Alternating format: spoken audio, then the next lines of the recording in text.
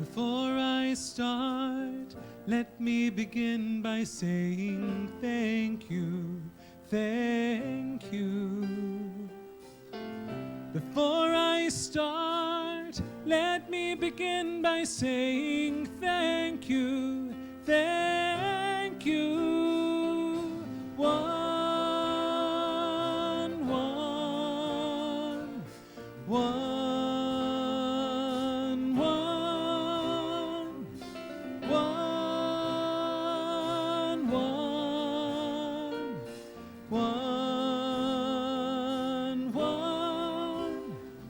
Shema Yisrael Adonai Eloheinu Adonai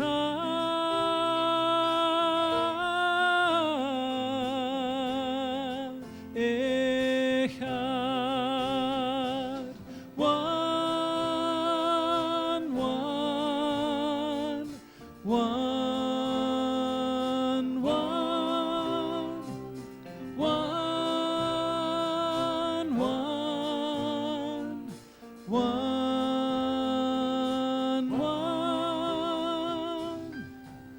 La ilaha illa Allah, la ilaha illa Allah, la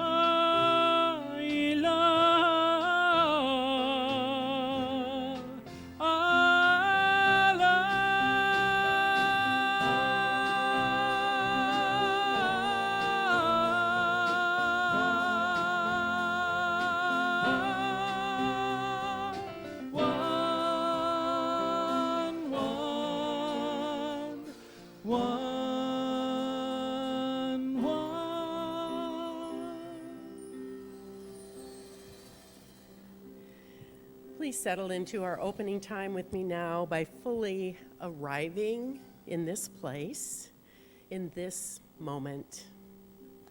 I put down any resistance I'm experiencing now to the way things are or to the way things have been.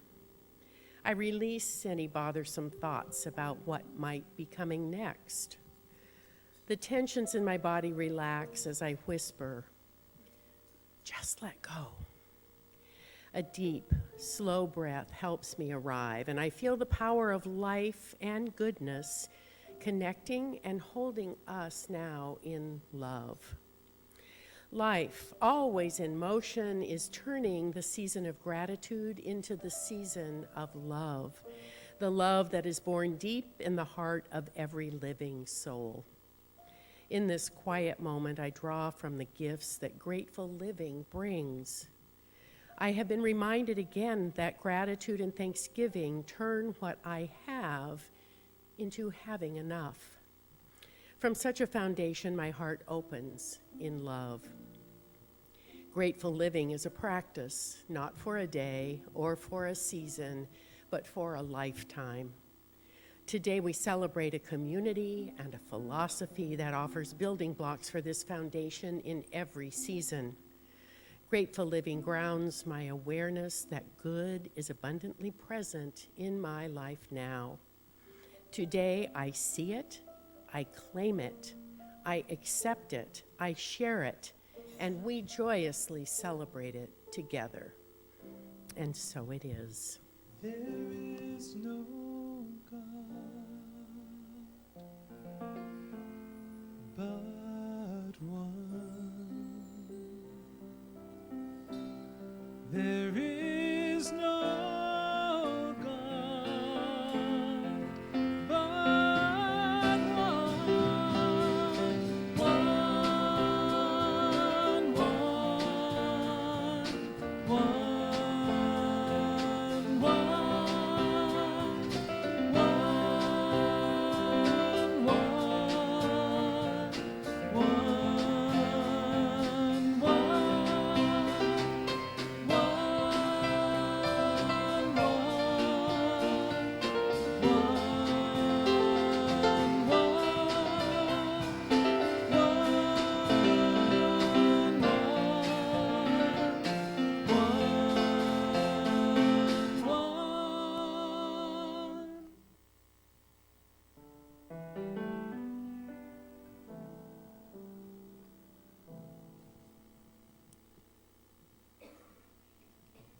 In a time of great longing in the world, and in a time of great need in the world, a very, very special child was born.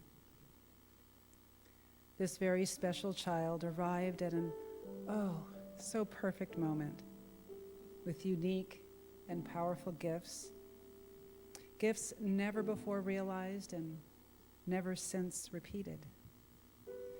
Gifts for which the world had prayed. Gifts for which the world had waited.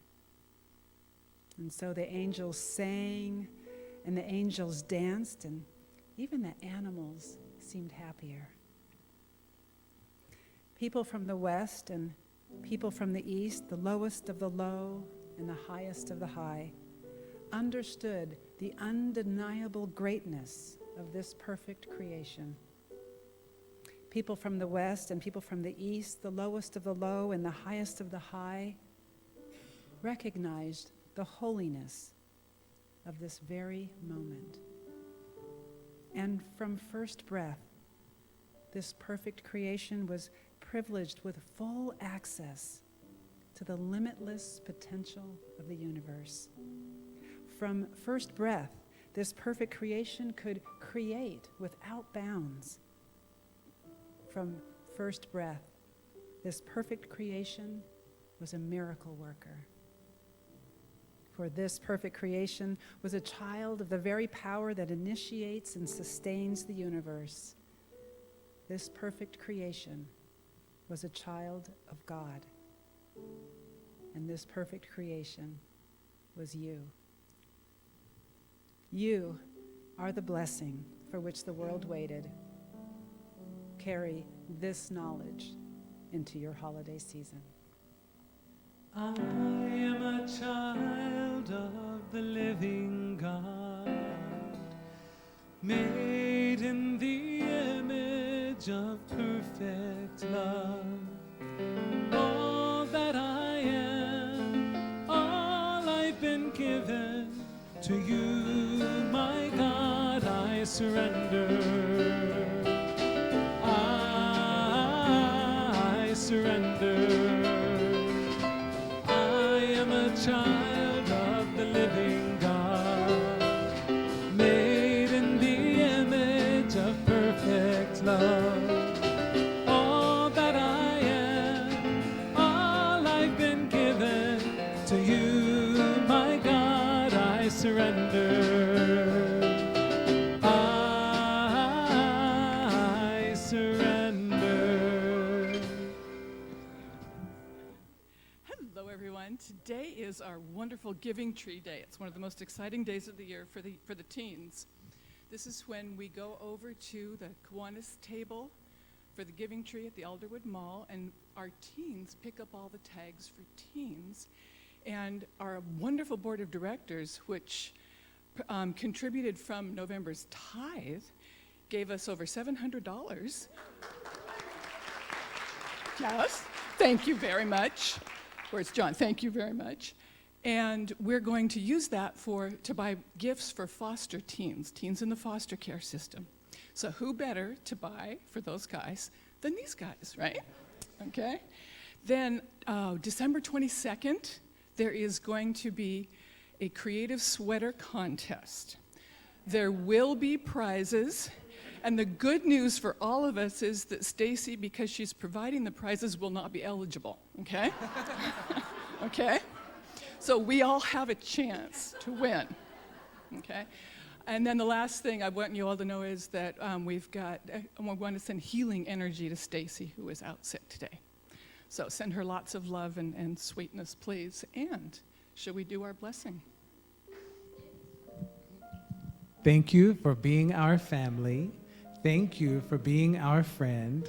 Thank you for blessing and teaching us. God bless you. Amen. All that I am, all I've been given, to you, my God, I surrender. Well, yes, thank you, youth and family folks, and we will send our healing energy to Stacy. Wow. Lots of bugs going this time of year. It's such a pleasure to welcome all of you right here today. I'm glad all of you are healthy and with us. And just take a look for a minute at this beauty. If you helped create this, would you wave a hand so we know? Thank you. We are so grateful. And a little special thanks in Richard's direction, because on loan we have the beautiful fireplace. Oh. Everyone notices. Just on loan, yeah. I know. There might be a movement. Oh, our time this morning will be rich, as always. During this season on many Sundays, we have both Rabbi Ted and Dr. Richard, so we are particularly blessed to kick that off this morning. I'm going to begin this morning with a moment of silence in honor of our beloved Nan Allen. Nan made her transition last Wednesday morning, leaving behind her body to take much fuller form as her soul stuff. Many of you have known Nan for a while, but not all of you. Nan played a vital role in this community. And so for those of you who did not know Nan, thank you for giving us a family moment now of just silence.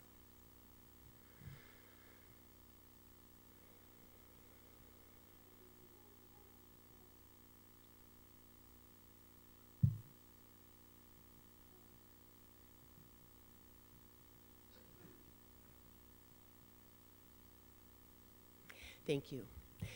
While the range of emotions and feelings that are a part of loss are so varied and so powerful, and each needs to be respected, I do want to share something that comes directly from Nan. We will be waiting until after the new year to celebrate her life with her memorial, and it will be a celebration, I assure you. I want you to know now, since we'll be waiting, how she wanted us to remember her. Nan did not fear death, and as soon as she knew she would not be getting better, she started planning her memorial and talking about it openly. The first time she brought the subject up with me, she said, "Tell them," this is a direct quote and I can hear her voice, "I want it to be joyful," and she meant it. She never lost her ability to celebrate life. I do believe she would ask us most of all to draw joy, strength, comfort, inspiration, and love from having known her. We will find many ways of honoring Nan's memory. Nan lived a bigger-than-life life, and she died in peace. She would want us to take comfort in that. So, here we are. My calendar said December 1st. Did your calendar say December 1st also? Oh, I was afraid of that. Yeah, which means the holidays are upon us. And just thinking that thought always kind of makes me want to grab onto something that is not moving. I have to admit, I have mixed feelings. I have some ambivalence about this season.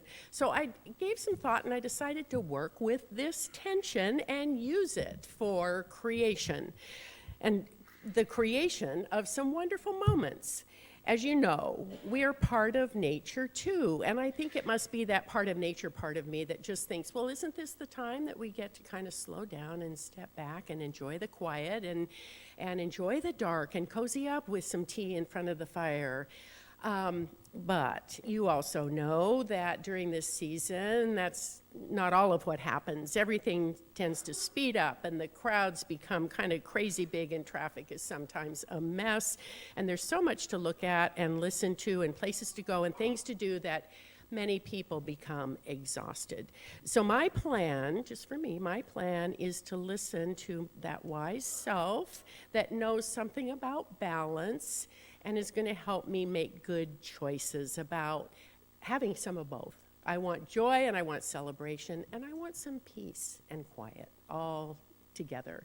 And I wish each one of you the best of both of those things during this season. Today is our Connection Sunday, where we kind of highlight our volunteers and talk about opportunities to deepen the relationships we have with each other through volunteerism and small group ministry. And today we have a special treat because that's going to be done through video. Hang on. And thank you, Cameron.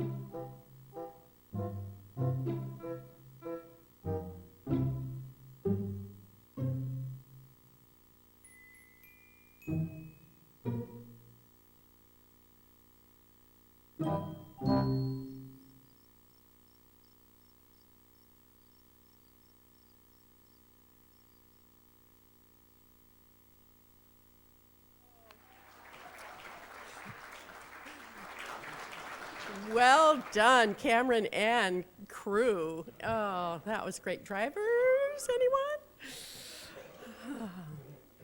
Charles and Myrtle Fillmore were the founders of the Unity movement back in the late 1800s, and it was never their intention really to begin a religious movement. They were students of religions, all the world's religions and philosophical traditions, even the science of their day.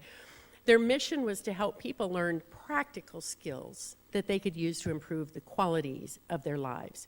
So Unity is a practical spirituality. And as a result, Unity has appeal, we hope, for all people, no exceptions. And Unity emphasizes the power of our words and the basic power, uniqueness, capacity for good that exists in every single one of us. One thing I want to talk about today, but I don't really have time to talk about today, so I'm just going to kind of make a leap here. On Robin's great tip last Sunday, I happened to go see Mr. Rogers' Neighborhood.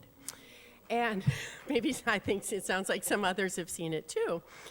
And there were so many Unity moments in that film. I'm just going to pull out 5 words because I think Mr. Rogers was talking about some of the things that Charles and Myrtle were talking about. The words he offered in that film were, what is mentionable is manageable.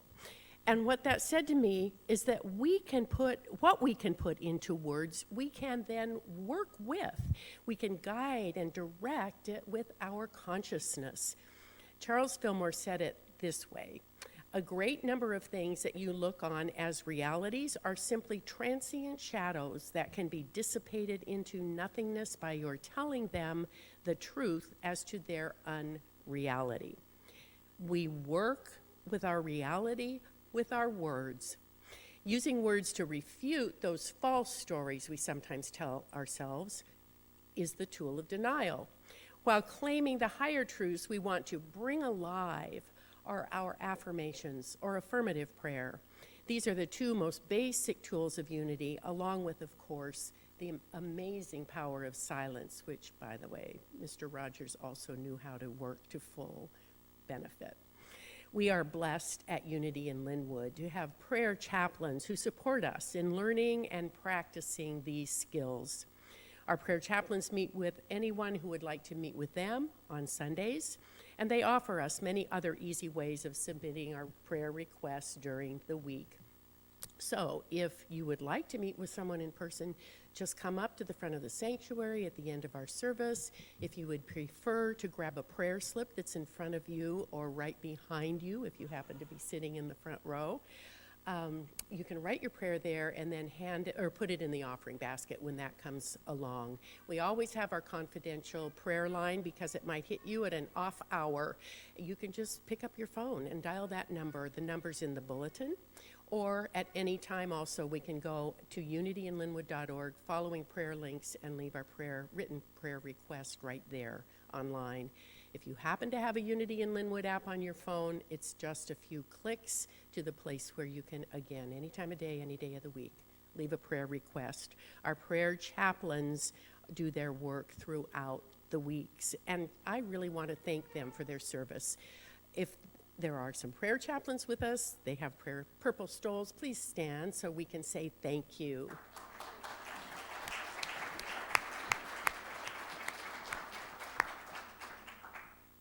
Each week we share a denial and an affirmation together.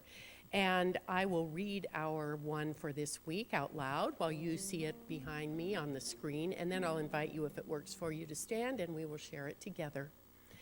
This holiday season, I direct my heart from the petty fears of limited thinking to the noble hopes of infinite possibilities. Please stand if you are able. Here we go. This holiday season, I redirect my heart from the petty fears of limited thinking to the noble hopes of infinite possibility. So let's take a minute and greet one another, however you choose to do that. No, that wasn't.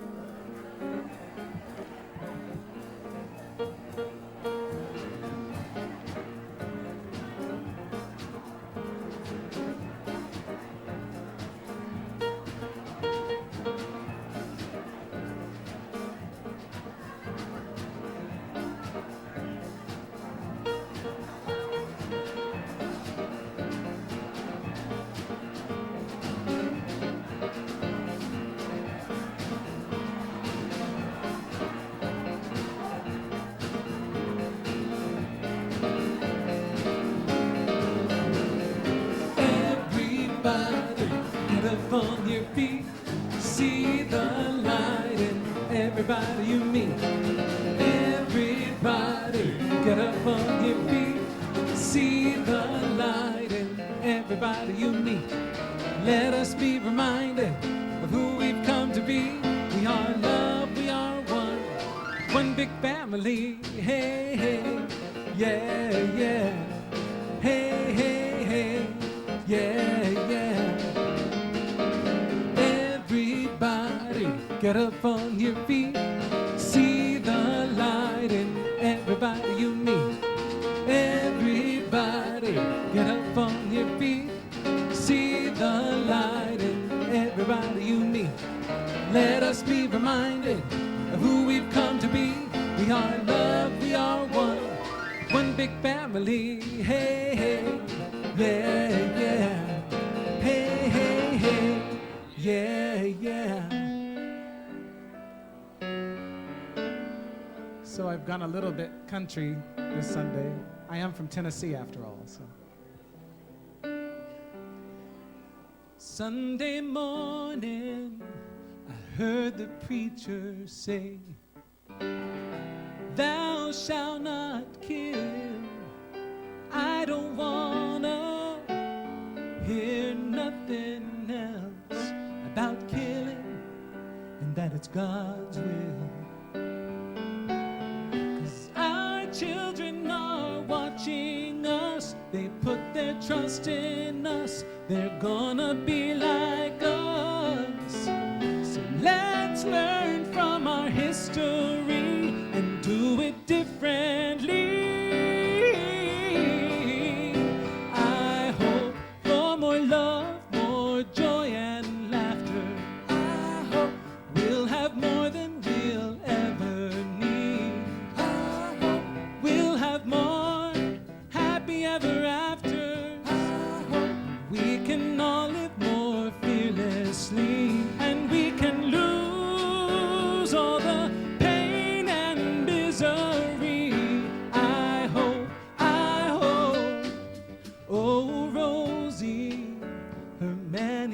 gets too rough, and all she can say is he's a good man, he don't mean no harm, he was just brought up that way. But our children are watching us, they put their trust in us, they're gonna be like us. It's okay for us to disagree, we can work it out lovingly. I hope for more love, more joy and laughter. I hope we'll have more than we'll ever need. I hope we'll have more happy ever afters. I hope we can all live more fearlessly, and we can lose all the pain and misery. I hope there must be a way to change what's going on. Though I don't have all the answers, I hope for more love, more joy and laughter. I hope we'll have more than we'll ever need. I hope we'll have more happy ever afters. I hope, and we can all live more fearlessly, and we can lose all the pain and misery. I hope, and we can lose all the pain and misery. I hope,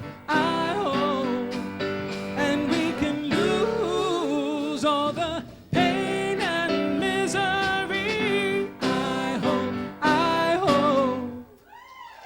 Thank you so much. Thank you.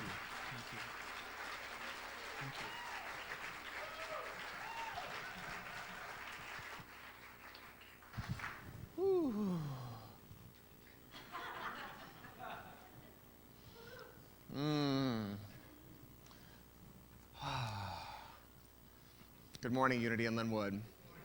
Good morning, Unity in Lynnwood. I have to tell you, it was about a year ago that I sat in my office with a leader from the Church of Jesus Christ of Latter-day Saints, and Matthew was there as well, and I sat and I just cried, I have to tell you. They are hosting an Interfaith concert at the church over on 44th Street on the 15th of this month. It's a Sunday, and we think it's in the evening. We will double check the hours, but feel free to write the office if you're interested in attending. We've been invited to participate in that concert, not only as area musicians, but as a same-gender couple.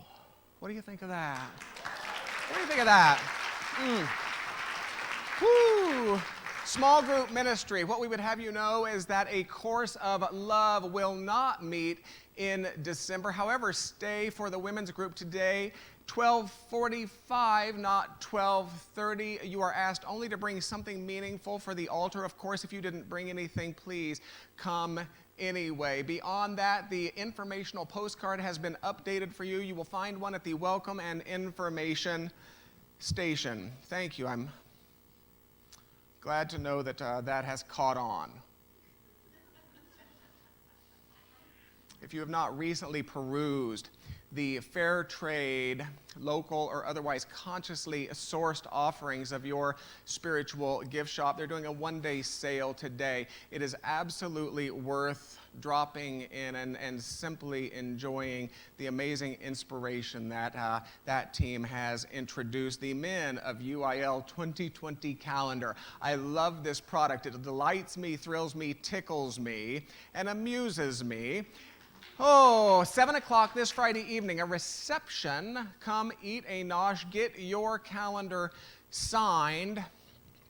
Special thanks go to our 12 models and, of course, to Shelley Oberman for coordinating a year-long creation. I understand the photos are infinitely charming.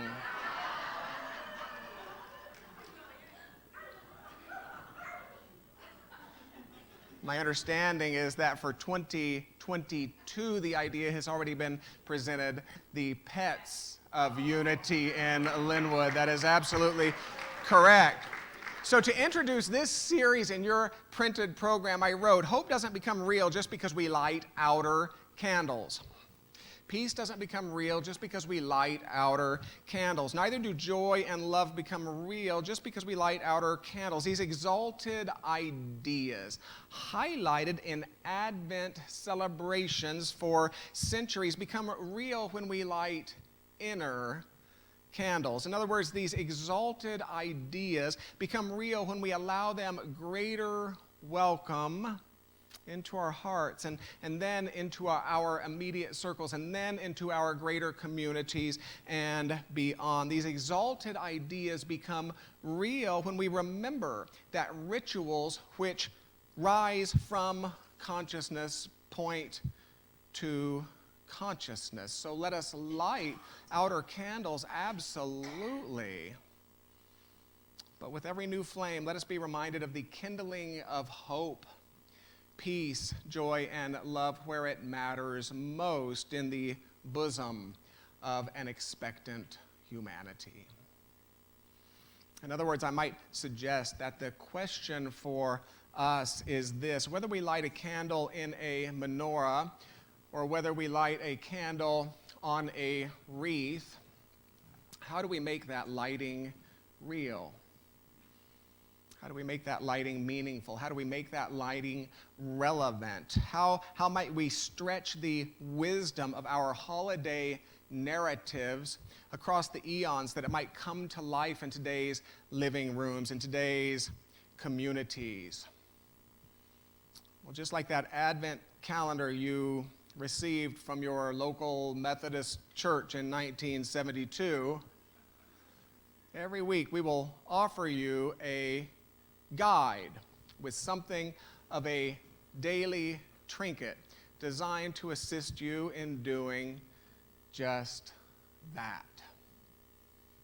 So grab one, please, and thank you on your way out.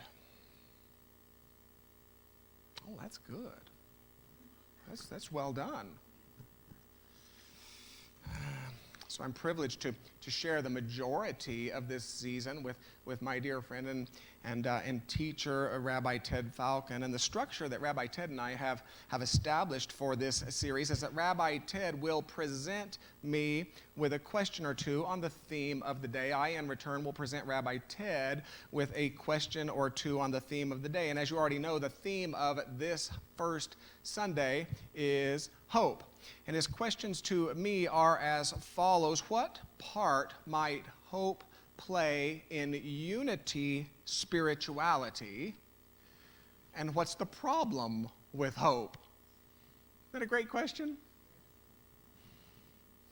So I asked him in return, in what ways might hope be important to spiritual deepening?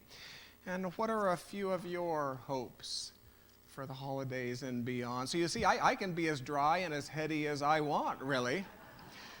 Rabbi Ted, on the other hand, will have to reveal some personal stuff. This could be an interesting series.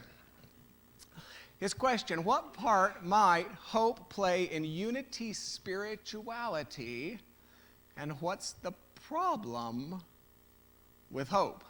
I'd like to start by saying that unity thought hasn't always been kind to this idea of hope. I mean, some quotes from notables include, hoping is similar to ordinary half-asleep daydreaming. Or how about this? When you hope you're afraid, you can't. But when you decree, you know you can. Another, some people indulge in hoping, that's when you open to hope.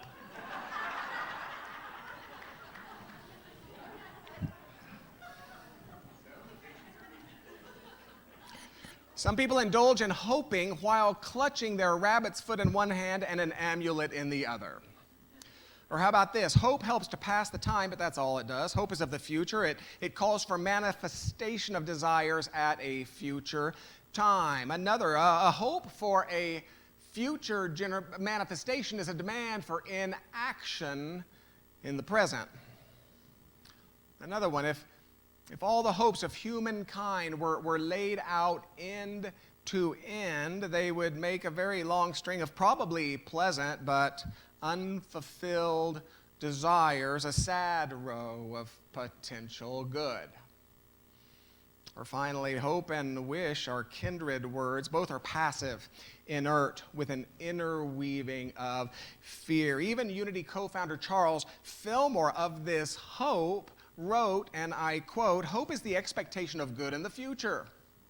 It is a quality, good as far as it goes, of sense mind, because it is subject to time. Faith is the certain knowledge that our good is ours right now. Hope is comforting.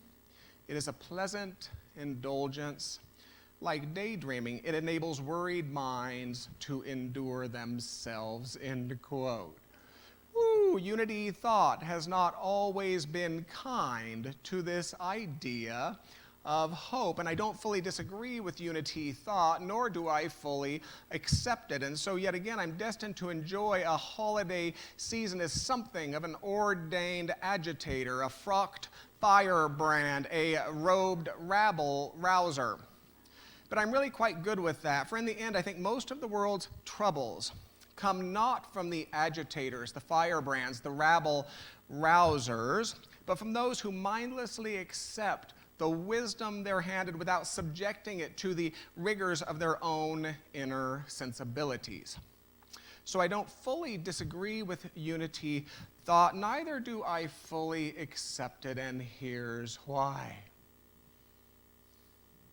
If you've ever sat in your kitchen and wondered just how you are going to get the electricity turned back on, you can relate to my suggestion that sometimes hope is where you have to start.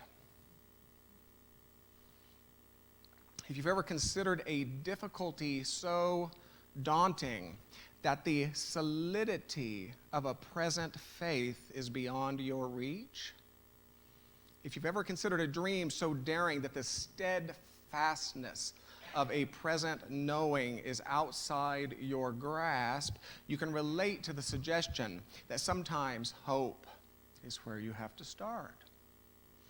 So if we imagine the spiritual conversation about hope to be a journey, perhaps its problem is that all too often people think hope is where the journey ends, instead of understanding that hope is how the journey starts. A life rooted in hope alone is shunned by Unity as a life of little more than magical thinking, a life of little more than wishful dreaming. But I would suggest that it's hope that compels the human to step back onto the path toward the solidity of a present faith. It's hope that compels the human to step back onto the path toward the steadfastness of a present knowing. Hope might not be where you want to live, but sometimes hope is exactly where you have to start. Maybe that's the wisdom of Advent in its celebration of hope first. Whether an ancient people under the oppressive rule of a foreign empire or a modern people under the many demands of a sophisticated world, sometimes hope is where you have to start. So Unity hasn't always been kind to this idea of hope, but I would suggest that the bright light of faith's knowing has its roots in the optimistic spark of hope's willingness.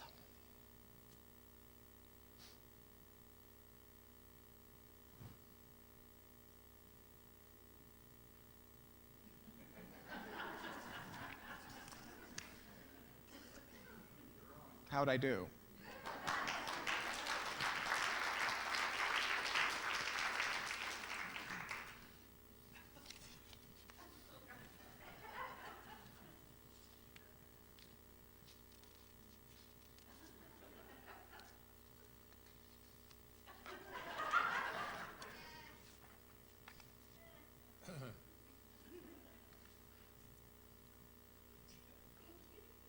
And I don't fully disagree with unity thought. Neither do I fully accept it. And so yet again, I'm destined to enjoy another holiday season as something of an ordained agitator, a frocked firebrand, a robed rabble-browser. I love that.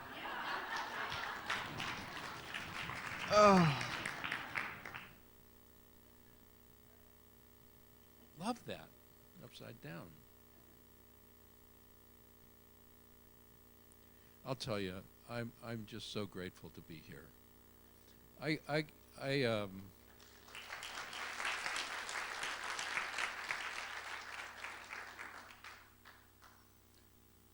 continue to be amazed how that sound can come out of Matthew's mouth. He just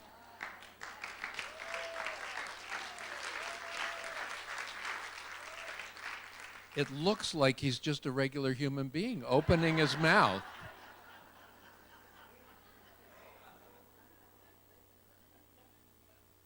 Just astonishing. You know, but I actually don't have hope that I could sing like that. I guess what I do have hope is that I can enjoy singing. You know, I mean, hope is really this interesting thing. I was reminded, listening to Dr. Richard's words, and wishing sometimes I could write that way.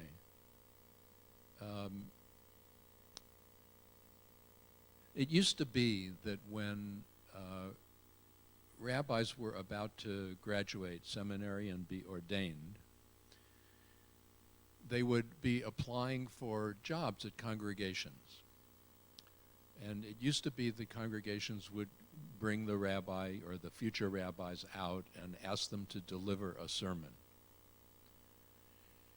It's not done that way anymore, and it was one time when they brought two of the future ordinees out, and one was going to speak on Friday night, and one was going to speak on Saturday morning. And on Friday afternoon, they were taking a little bit of rest at the motel they were staying in, and the one who was speaking on Saturday was rehearsing his sermon. Well, the one who was speaking that night could hear through the wall the sermon that the Saturday guy was going to deliver, and it was really good. So he copied it down, and on Friday night, he gave the sermon that the other guy had written for Saturday. The young man who was speaking on Saturday knew that, you know, it really wouldn't be helpful to say what happened because that was not going to work. He didn't have another sermon, so he got up on Saturday and gave the same sermon. And he just figured, well, this is somewhere I won't get hired. And on Sunday, the congregation's board met, and they came out with their decision, and they hired the guy who spoke on Saturday. And the guy who spoke on Saturday was really kind of like, why? Because as far as he could tell, everybody just knew he was repeating what he heard on Friday night. They said, well, the guy who spoke on Friday night was really a great speaker. And we appreciate that, but the guy who spoke on Saturday was a great listener.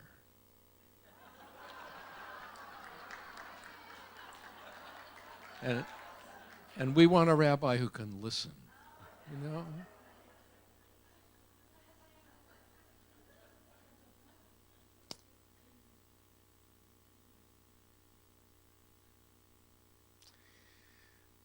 So many of you know that I have been these past years doing a lot of traveling.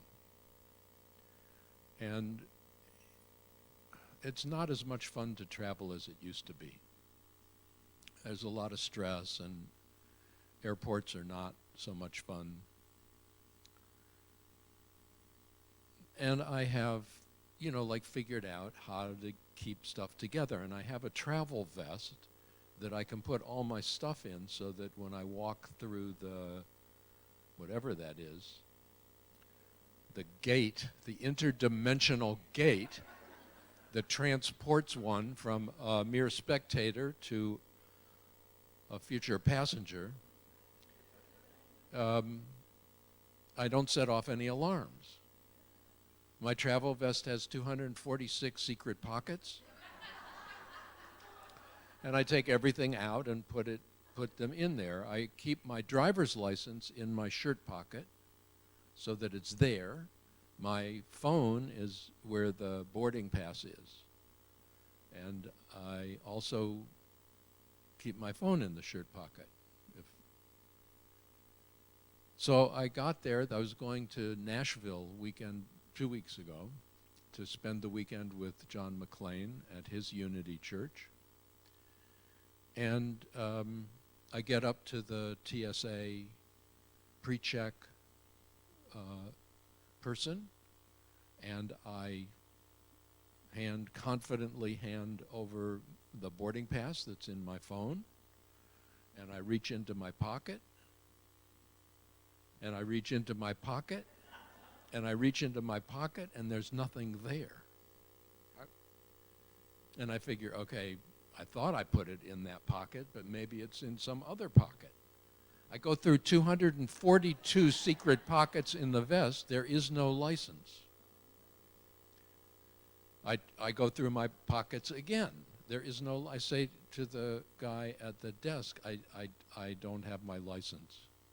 It must have fallen out. And I think maybe when I took the phone out at some point, the license flipped out, and I have no idea where it is. I had lost hope. You know, like it's not like it used to be. What do you do? Well, he said, you can't go through the TSA security. You got to go through the regular security, okay? So I get in the long line, and I wind that around and around and around, get up to the desk, hand the woman the boarding pass on the iPhone, and I say, I lost my license, my driver's license. Oh, she says, as if this had never happened before. You know, like, here's this old guy.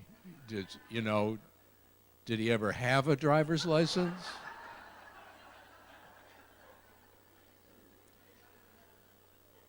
She said, well, we can't let you through. Why don't you stand over there? And so I stood over there.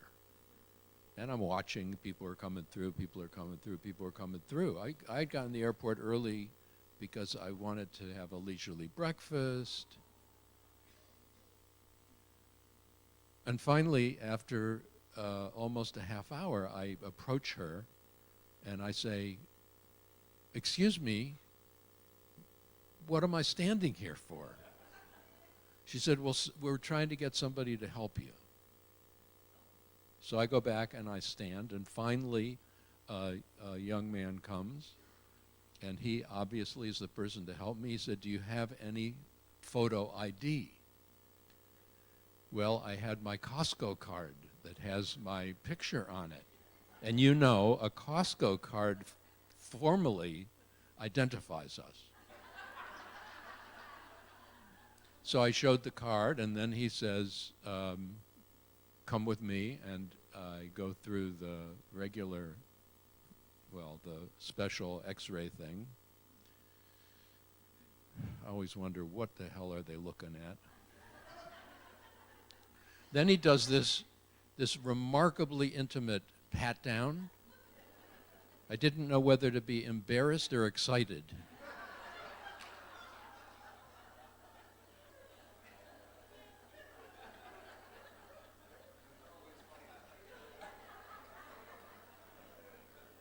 At any rate, he went through it was really remarkable to watch where he thought I might be hiding the bomb.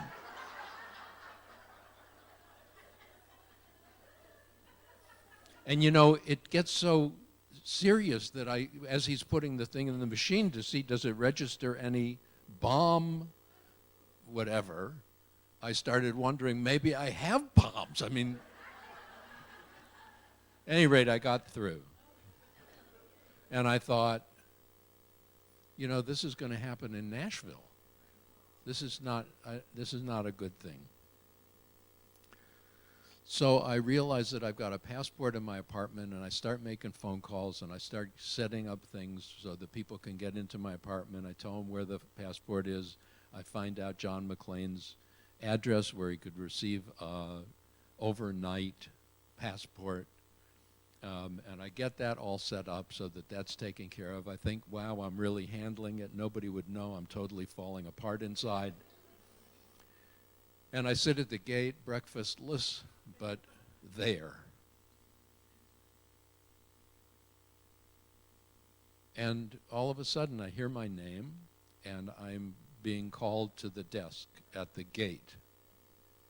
And I go to the gate, and a woman is holding up a card, and she says to me, "What's your middle name?" It was my license. You know, I memorized the last 4 of my social, but nobody asked for my middle name. At any rate, I got my license back. Somebody had found it, I don't know where. Somebody had turned it in to someone who could access the computer system at the airport and find out where I am, I mean, what gate I'm at, what flight I'm on, and get me back. And I just thought, hope? I never would have hoped that I had lost hope for getting my license back. You know, I was already thinking, okay, now I carry my passport, I can get that. I've got to, as soon as I come back to town, I've got to go get another driver's. Hope. Wow. It's amazing. When I was in graduate school for psychology, one of my mentors used to say that hope is the enemy of growth. And of course what he meant was very much what Dr. Richard was quoting from the Teachers of Unity, you know, because a lot of times hope is an excuse for inaction. You know, I hope something means I don't have to do anything. I just hope it, and I can go on hoping that forever.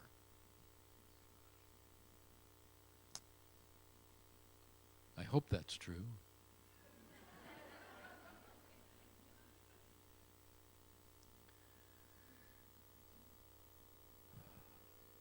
In Hebrew, the word, well, you know, Hebrew is read from right to left.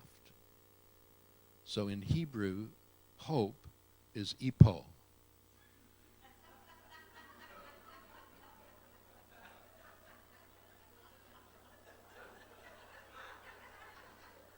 And that kind of says it all.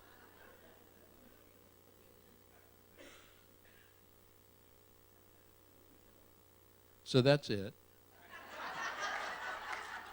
The Hebrew word for hope is tikva. Ha-tikva is the hope, and that's the name of the national anthem, the Israeli national anthem, the hope.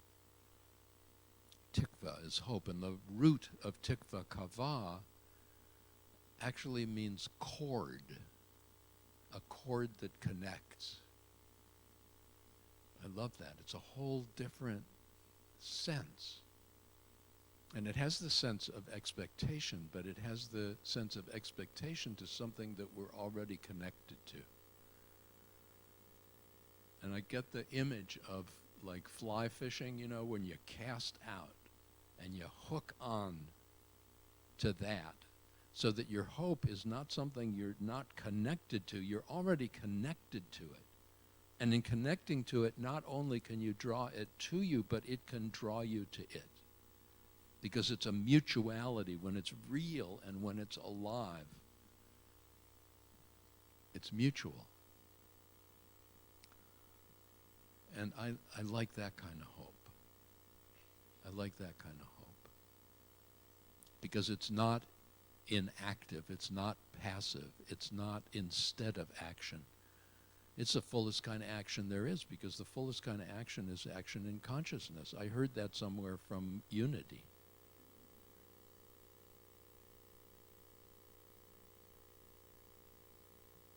So I wonder, what do you hope for? Not as an idle hope, oh, I'd really like this, or I hope I could sing like Matthew can sing. I hope I can write like Dr. Richard can write. I hope I can be tall like Ken.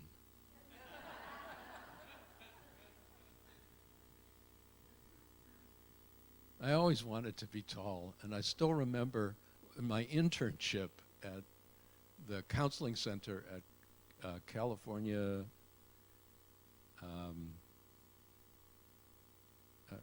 the state school in Northridge. Yeah. Who said that? What was it called? Cal State Northridge. One of the first people who walked into my office was a young man who was complaining that he was too tall. Yeah, I just never occurred to me. Anyway.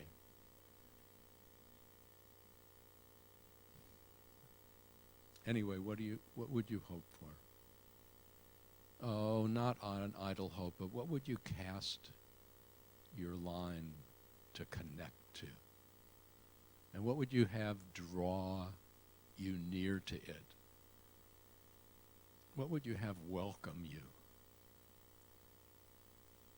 So that hope is a state of being, not a state of having, not even a state of doing, a state of being.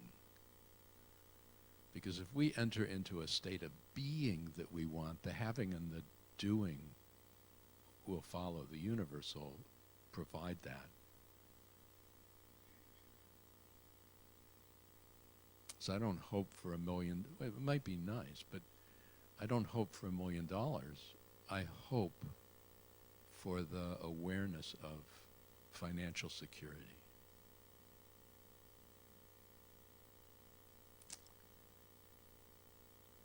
I hope for a place that's really comfortable to live.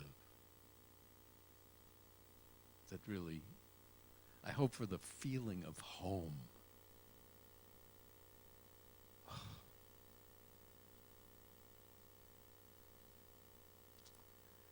I hope for the feeling of being exactly where I want to be.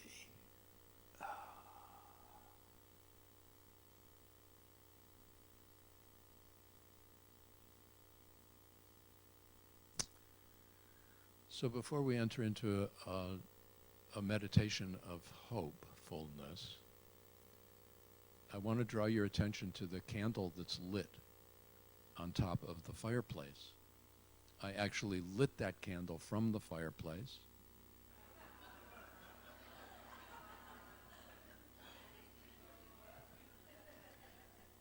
Or I tried to last service.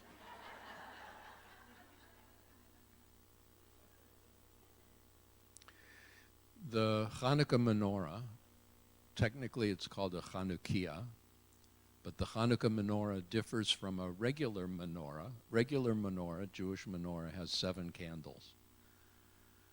Hanukkah menorah has 8 candles plus a helper candle called a shamash, which is usually higher than the other candles. And the helper candle is the one that's burning now. And I love the image of the helper candle because I want to be a helper candle. I think the greatest joy in life is being a helper candle, and helping to bring light, which is really more like reminding people of the light. It's the light's already here, but we forget. The light's always here, but we grow unconscious of it.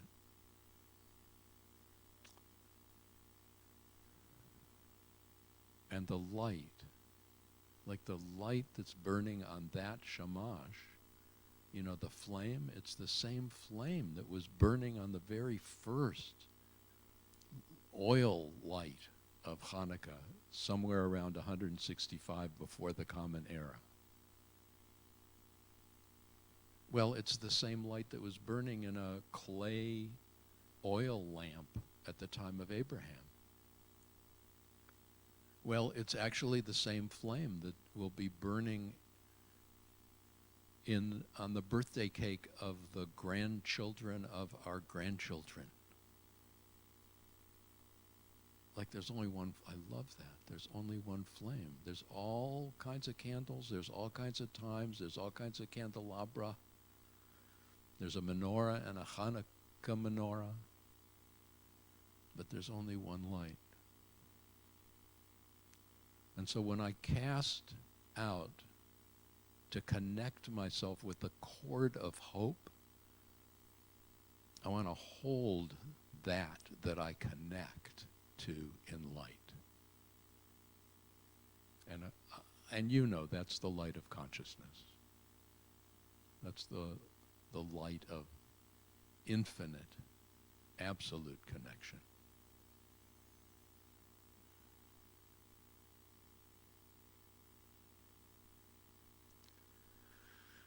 Dr. Richard asked me, what do I hope for in this holiday season? I hope for a new bicycle. I actually don't. It's very funny. When I was growing up, I used to say, you know, we would talk about prayer a little bit. And I would say the things I pray for. You know, I pray for the toy. I pray for, and I remember being told, no, we pray for world peace. And I think, you know,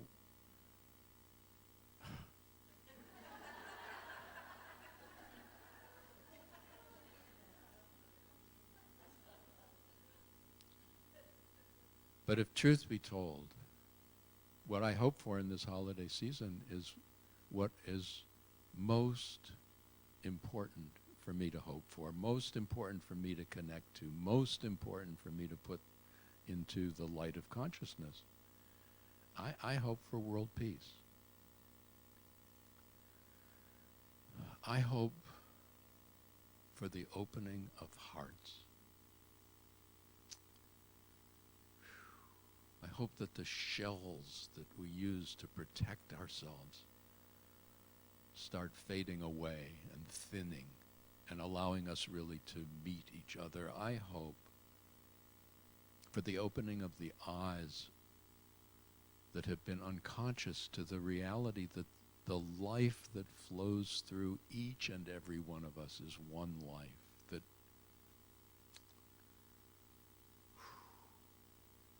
no matter how much money we have, no matter what the color of our skin, no matter what language we speak, no matter what culture we come from, no matter how we worship or don't worship,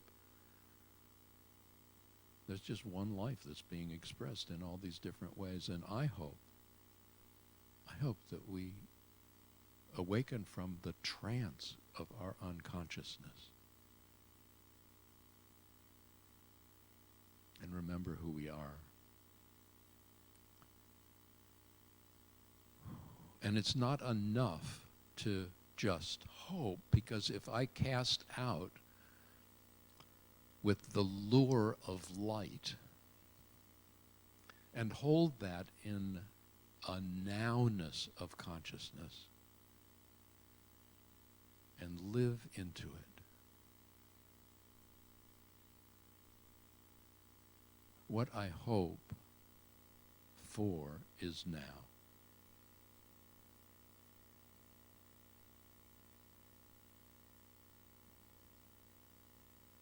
I think that's part of what this community is for. You know, for supporting each other in hoping big enough, in claiming big enough, and in seeing that light, that same light, in each other and supporting each other in claiming that hope awakening now. Now, the truth is, there's also other hopes. Each and every one of us, wherever we are in our lives, you know, certainly in mine these days, there's kind of a jumble. Sometimes a feeling lack of groundedness. So each and every one of us have personal hopes, you know, to cast out our light and hold, connect to that we are needing to be, to know.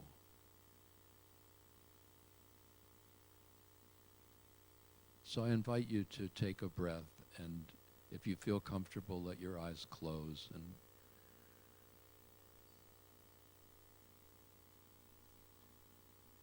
and you might simply invite yourself to know what it is you hope for this moment, this holiday season.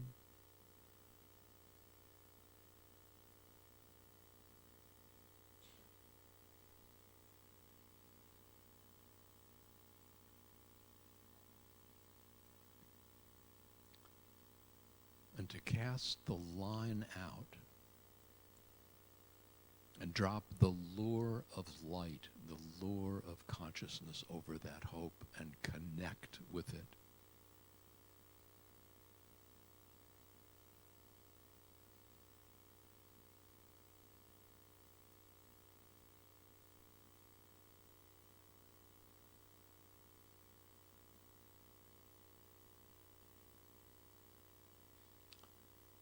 And know that light knows light.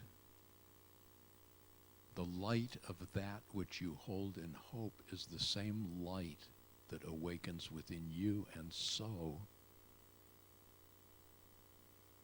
that hope is realized right now.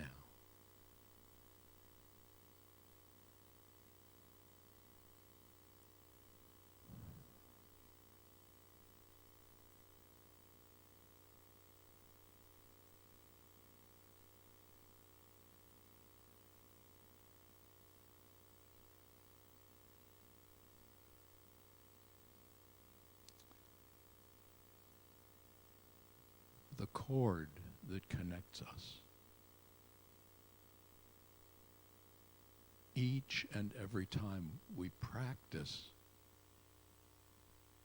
knowing our connection to that for which we hope, we add another strand to that cord. And with each strand, that cord grows stronger and more sure. It grows into a rope. It grows into a connection that is so strong it's irresistible.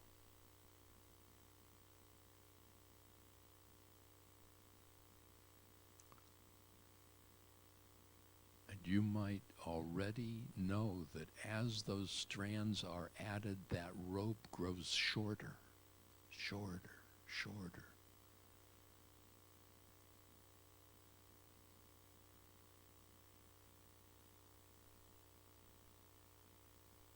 And you meet somewhere in the middle, illuminated in the land of hope made real.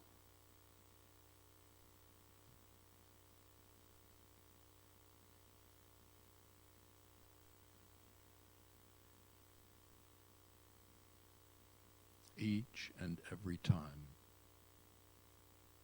casting out the lure of light, adding strands, strengthening the connection,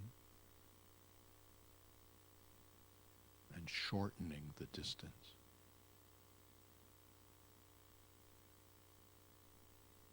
Until you know that you are living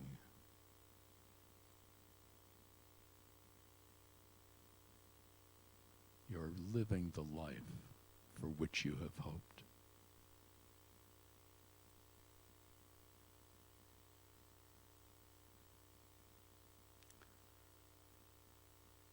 And you might take a deep and gentle breath and let your eyes open. And if I ask, did that work? You say, I hope so. Thank you.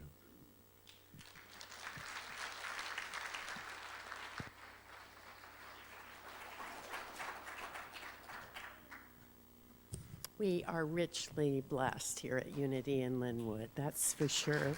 Dr. Richard, Rabbi Ted. I also appreciate Rabbi Ted mentioning Matthew, and I'm going to just say, because it struck me today in a different way, I'm often very lost in the sound of the music, and today I saw faces. And it was beautiful what happens inside us when we hear that voice. That's all I have to say about that. Okay. We're moving into our time of giving now. And as you're preparing your gifts, I want to comment again on gratitude and giving thanks. Gratitude seems to open our hearts almost irresistibly to the generosity of giving.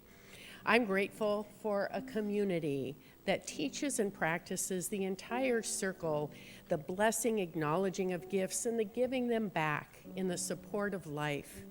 Charles Fillmore offered these words: "We are striving to educate people on this question of giving and receiving. We can allow our own experience to prove the divine law of equilibrium in financial matters. That law corresponds to the law of balance and poise that holds the sun and the planets in place." I want to express sincere thanks this morning for every gift that is being given, from those of you in this room, for those of you on our live stream, for donors who may not be in either place right at this moment. We're grateful for all gifts given. Please join in our offering affirmation. You'll see it on the screen behind me. I give freely and fearlessly, the law of giving and receiving. And so it is. And I thank you for your assist. All that I am, I offer at the altar of love. All that I am, I offer at the altar of love. In sweet surrender, in sweet surrender. All that I am, I offer at the altar of love. All that I am, I offer at the altar of love. In sweet surrender, in sweet surrender. All that I am, I offer at the altar of love. All that I am, I offer at the altar of love. In sweet surrender, in sweet surrender. Let's bless these gifts together. We infuse these gifts with love, we release them in faith, and we receive the gifts of giving with gratitude.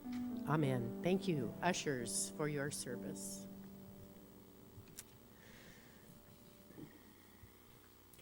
We like to pause for just a moment about now in case we might have someone here with us for the first time this morning. We want to really let you know we appreciate visitors. Is there anyone here for the first time who hasn't been at Unity in Lynnwood?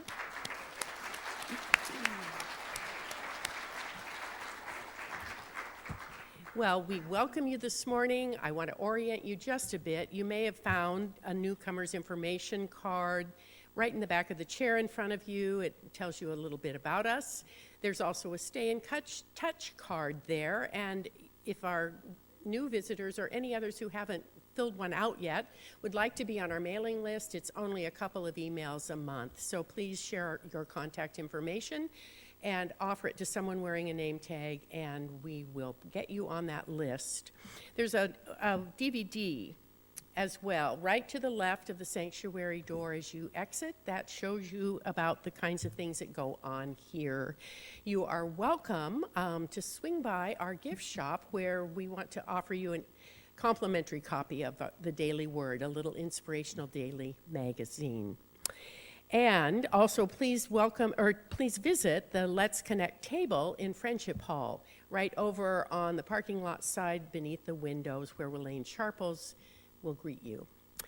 I have an invitation for everyone. I certainly hope you can stay for a few moments, enjoying refreshments and conversation in the Friendship Hall across the way there. It's a wonderful time for us in which we can get to know each other better and build our community. As always, we have a few announcements and a reminder to swing by our welcome and information station, which is the best way to keep current on all the things that are happening here. If you happen to be registering for something online, you will go to the calendar page and then click on the event itself. Today's flowers are dedicated by Barbara Thorpe. Happy birthday to a wondrous husband, John. He's with grandchildren. I'm sure you'll let him know that we say happy birthday. If you would like to make a flower dedication, you may do so by registering in the gift shop for as little as $10. Please join me in thanking them. Well, we did thank our volunteers who created the beauty around us, because we just couldn't wait. We couldn't stop ourselves. I also want you to know that there is another lovely tree that's in the Friendship Hall, and that was put there by the students of the Myrtle Study Group. They've installed what they're calling the Myrtle Fillmore Prayer Tree this year. They invite you to write notes of prayers of your choice and to hang them then on the tree, knowing that Unity in Lynnwood's prayer chaplains will pray for them throughout the season before sending them on to Unity Village for even more prayer. You'll find members of the study group ready to assist you with this process following today's service. Thank you. What a creative idea. Interfaith at Unity in Lynnwood presents Spiritual Saturdays with Rabbi Ted Falcon on Saturday, December 14th, 2 weeks from now, at 11 a.m. Along with talented musicians, Rabbi Ted shares the universal teachings of the Jewish wisdom tradition in his monthly intentional spiritual gatherings. Through teaching, song, and meditation, he co-creates an environment supporting our awakening to the more profound levels of our own identity. We always thank you for that. And please welcome Barbara Thorpe to the platform for an invitation. Thank you, Barbara.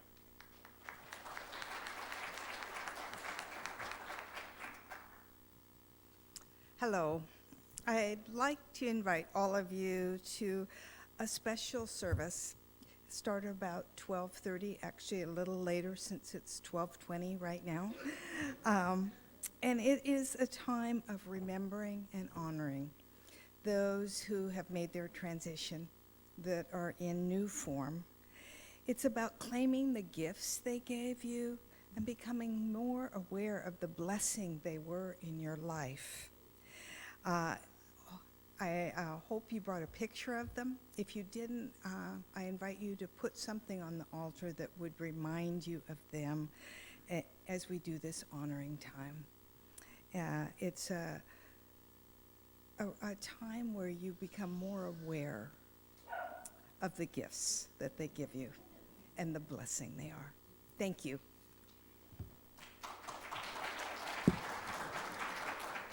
And that might have been the reminder that we are talking both human and animal.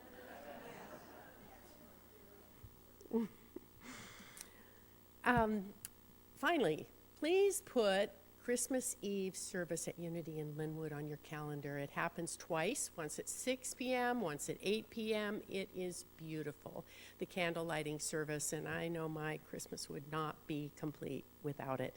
Shuttle service will run at both services, so I hope to see you and friends and relatives and guests there that evening. So for all the good things that are happening in Unity in Lynnwood, they can be found on your printed program or on our Facebook page or on our app or on the calendar page of the website at unityinlynnwood.org. Lori Jones returns next week as our musical artist. She's fantastic, so I hope you won't miss her. And then if you would like to join the Christmas choir, rehearsals begin after second service next week, so it's always a lot of fun, so I hope you'll join us. Rabbi Ted, thank you again. Thank you again. Linda Babin, thank you again. Matthew, wow. Whew, next week the word is peace. Can you imagine the questions we might delight in on the idea of peace? Take a deep breath with me. If there's the first name of any soul you would like to introduce into a time of remembering, we might call it a closing prayer. Just speak that name now. Just speak it out loud. So yet again and always, we come into a place of a yesness. Yesness for all that we hold that God idea to be. We stand in a place of expansive yesness for a harmony that longs only to express itself in the world of form through human hands. We stand in an expansive place of a yesness for a sufficiency, for a life, for a wisdom that is ample to all the appearances, apparitions, and partialities of an earthly incarnation. We do not tarry in those shallow waters, so prevalent to the sensory self, but we say yes to all that we hold God to be. And then bringing this forth with something of a faith and with something of a boldness, then opening those human eyes of ours. Let us close by speaking these words of benediction. There is one power and one presence in, through, and around all creation. So we go forth as the eyes of divine love, as the tongues of divine wisdom, as the hands of divine sufficiency, and the bold and ready hearts of divine life. May the long time sun shine upon you. All love surround you, and the pure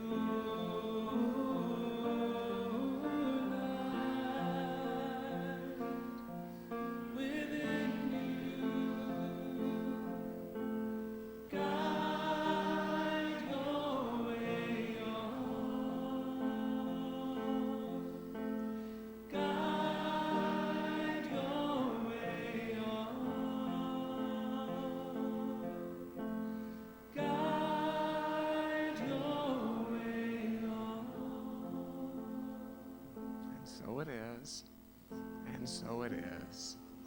And so it is. Blessings on your week, Unity in Lynnwood. Blessings on your week.